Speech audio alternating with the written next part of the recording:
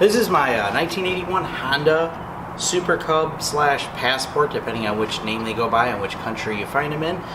They've been in production since 1958. They're the most sold motorcycle in history, and if I'm not mistaken, they are the most sold vehicle in history.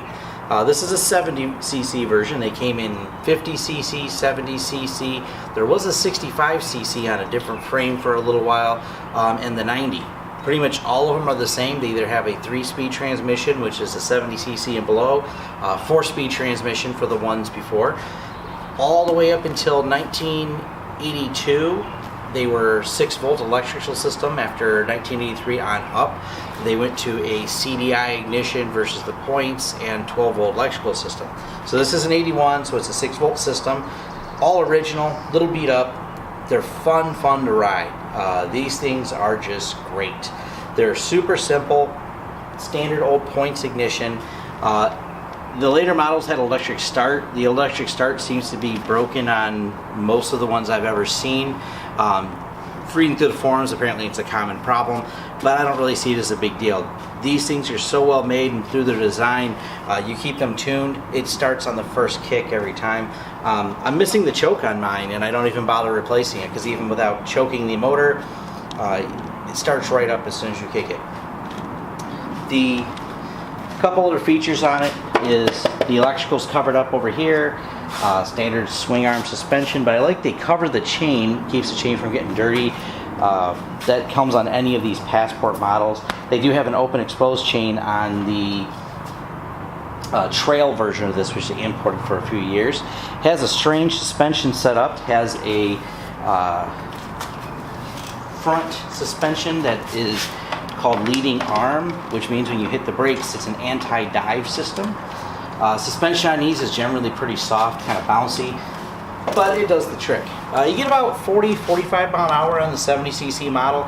I've heard you can get about 50 mile an hour out of the 90cc engines, but they're just fun little machines to ride. This one, the only thing I've had to replace on this is the carburetor.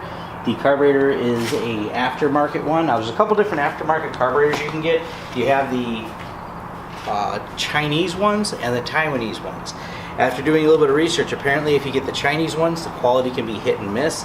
But if you get the Chinese version of the Taiwanese version of the carburetor, they are a lot better. They're a little bit more well machined, not as spotty on the quality.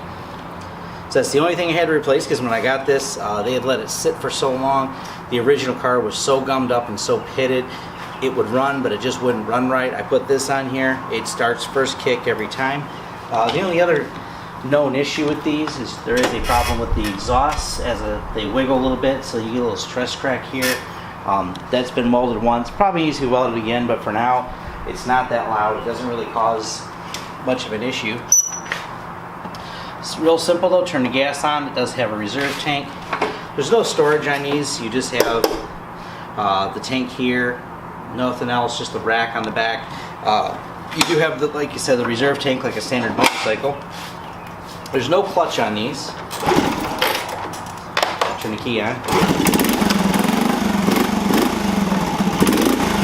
Starts right up every time while the key's on. The clutch is integrated into these. This is a really interesting design. This goes into the other ones. So whenever you press in the shifter, it disengages the centrifugal clutch and a wet clutch. And what that does is allows it to shift. So you just let off the gas like you would shifting a normal motorcycle, and when you click it, it snaps into gear. It's got a heel toe shifter instead of a standard foot under shifter, which makes it a little bit easier, especially for people just starting out. Front brake, rear brake. Does use drums.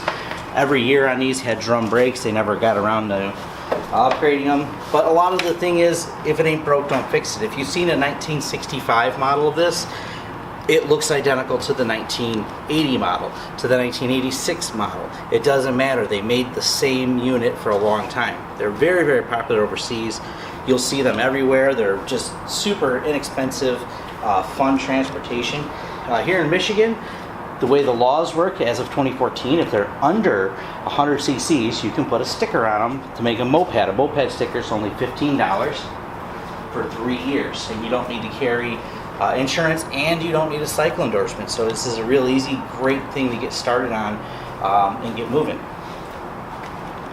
So let's take it for a ride.